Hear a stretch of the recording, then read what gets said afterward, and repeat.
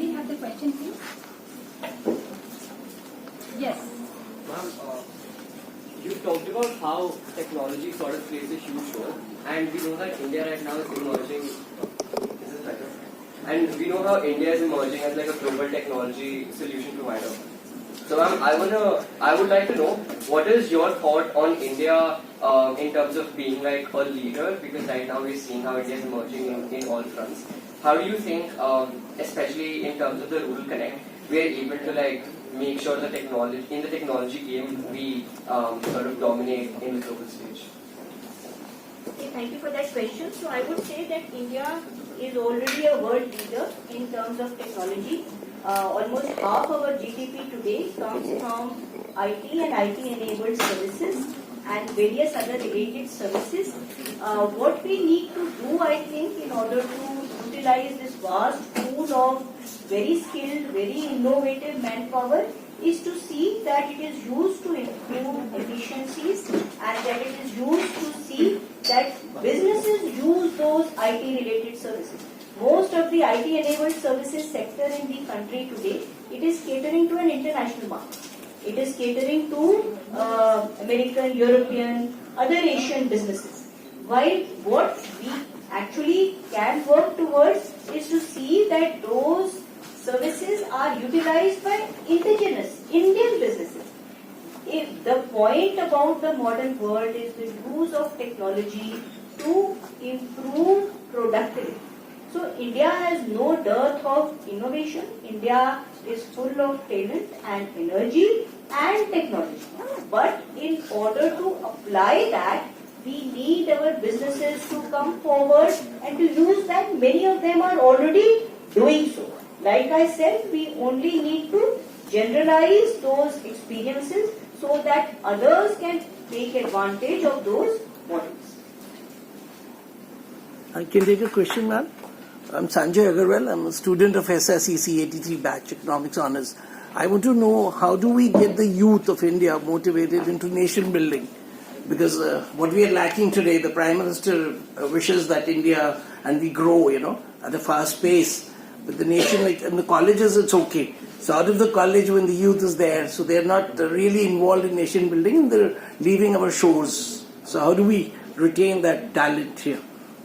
A very important question, Sanjayji. I think in order to retain that talent, what we could do is to improve the ecosystem for business in India.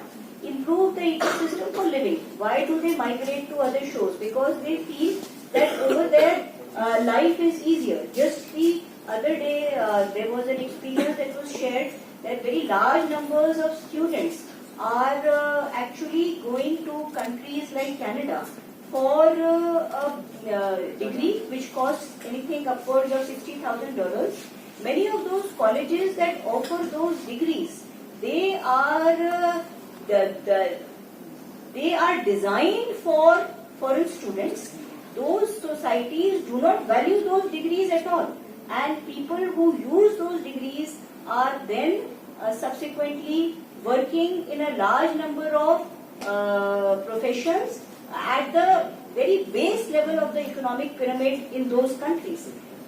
If you look comparatively at India today, the average income is 25,000 rupees a month for a normal household. At those incomes and those prices, a normal middle class household in 6 to 7 years of service, they are able to buy a 1 to 2 bedroom house in the peri-urban areas of any tier 1 city. They can buy a car within that earning.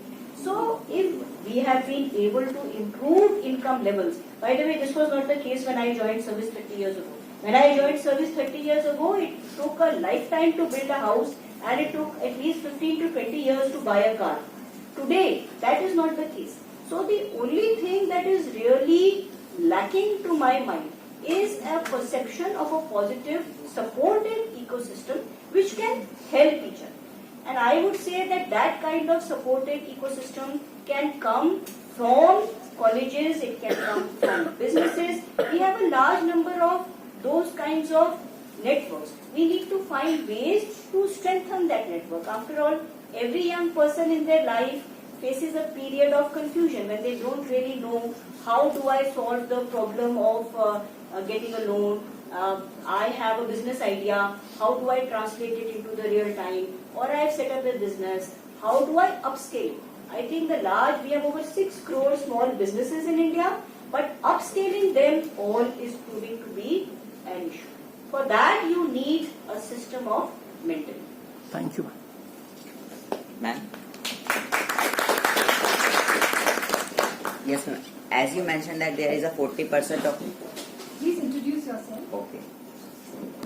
My name is Shwanga Thakur from the current batch of Sri Ram College of Commerce. So ma'am, as you mentioned that 40% of the youth, of our population is youth. So does the quality matters or the quantity matters? No, I think it is energy and the ability to engage with each other that matters. If you look at it simply in terms of numbers, that is 380 million. That is more than the entire population of the United States of America. So I think India doesn't lack for numbers, but and as I said, we have so many brilliant individuals. Just look at this room. But we need people to actively engage with each other and solve problems, be problem solvers. And one more question, ma'am, like luck or opportunity? And I think both matter, but most important is the ability to avail of an opportunity.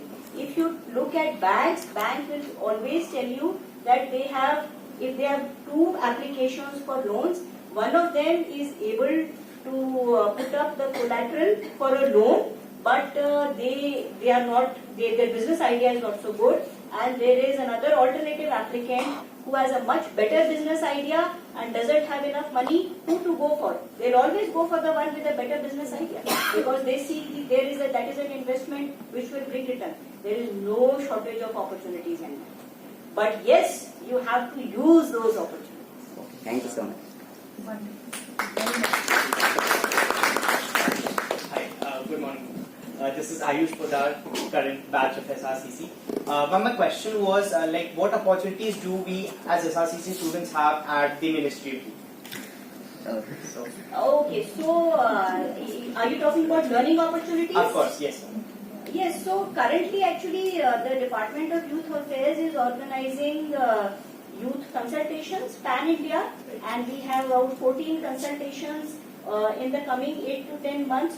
So please write to us, and I was so happy to read that SRCC, I hadn't written to SRCC. They got in touch with me and they said, I think Siddharth got in touch with me. So basically, like I said, if you can develop a forum where people can exchange ideas and curate those ideas, put them together, because there is quite a journey between an idea and a viable working mechanism, action. So do that. Collate them, gather them, write to us, let us know. Thank you so much. Thank you. Good afternoon, ma'am. My name is Rukmani Bajaj and I am executive member at OIP SRCC and I hail from Saharanpur, Uttar Pradesh. So my question to you is, how can student-centric governance really contribute towards the social and economic development of the country? Yes, I think student-centric governance is very important. If you look just at your own college and other colleges, there is full of colleges. How active the alumni cell and the placement cell of that college is has a direct relationship with how well those students do later in life. So, in whatever be the ecosystem, every ecosystem has a certain governance system. Each one of them, if we can improve them, wherever we are, whatever be our level of engagement, all of it contributes to what we call governance. It is not just when we talk about governance, you can drill it down. Whether it is governance at the level of your ward, where you live, about improving the sanitation conditions, all of you live somewhere, no? So please contribute your ideas about how to improve in that small community that you work, the college that you live in, and put together those ideas. I think a lot of the time students, I have heard people say, do we have a voice? Of course you have a voice, but you need to be able to communicate it actively. You are heard, but you have to articulate your idea in a language that is comprehensible to others and actively reach out and engage with others. I think it is by engaging with others that you could really generate a lot of value. It's a pleasure having you here. Thank you so much. Last question.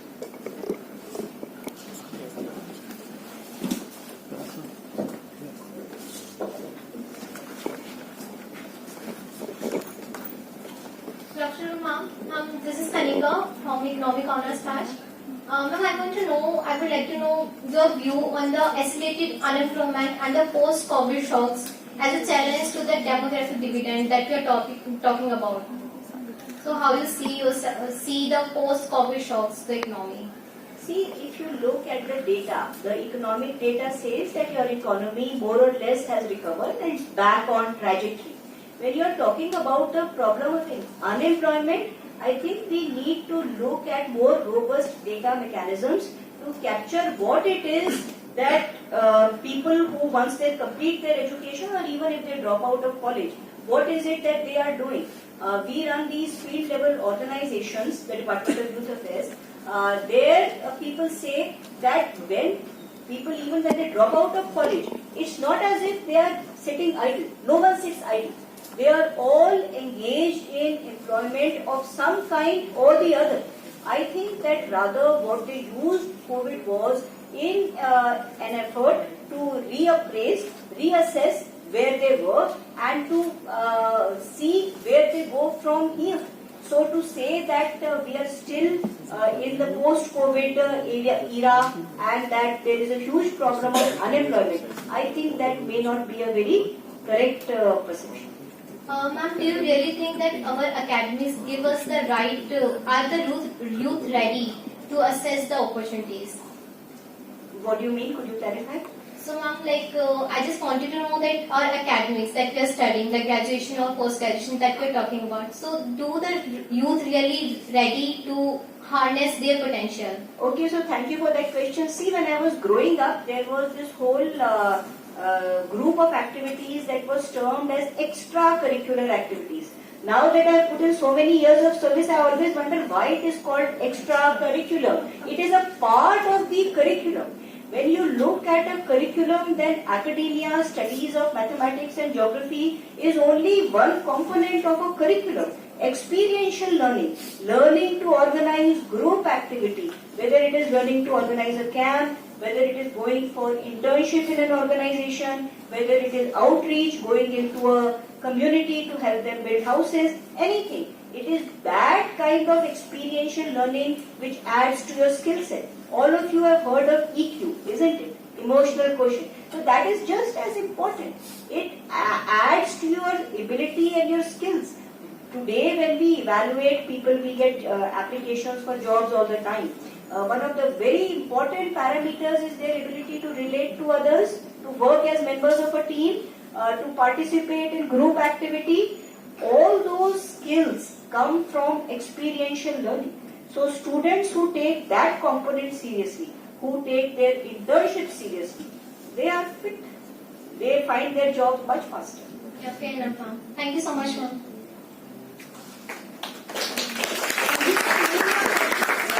I'm very happy to answer them. Okay. Good afternoon, ma'am. This is Gauri Bhaskar from Team YP SRCC. My question to you is that what are the advantages of student-centric governance and how does it empower the youth to participate in decision-making process? I think that in all communities, it is the students who are most important for taking the brand name of that particular institution forward. Today, if you look at the IITs are brands that are known the world over. They are the brand the world over because of the students of the IIT. Of course, faculty members are important for their research work and what they are doing. But it's the students who are the brand ambassadors And when we talk about student-centric governance, we talk about the ability of students to feed back into their alma mater, to feed back into society, to take an active role in articulating ideas, in engaging with each other, in organizing discussion forums of this variety.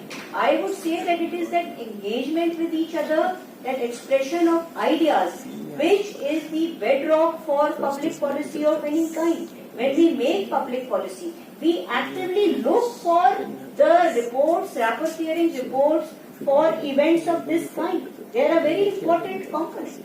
So, more power to you. That is what I would say. Thank you so much, ma'am.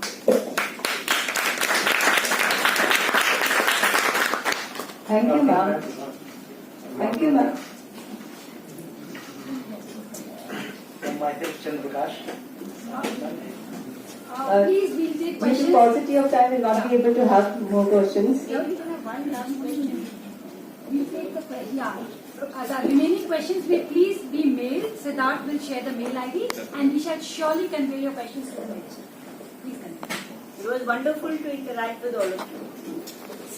Thank you, ma'am, for enlightening the audience with your insightful views and opinions. The session will now resume after a short tea break. Participants are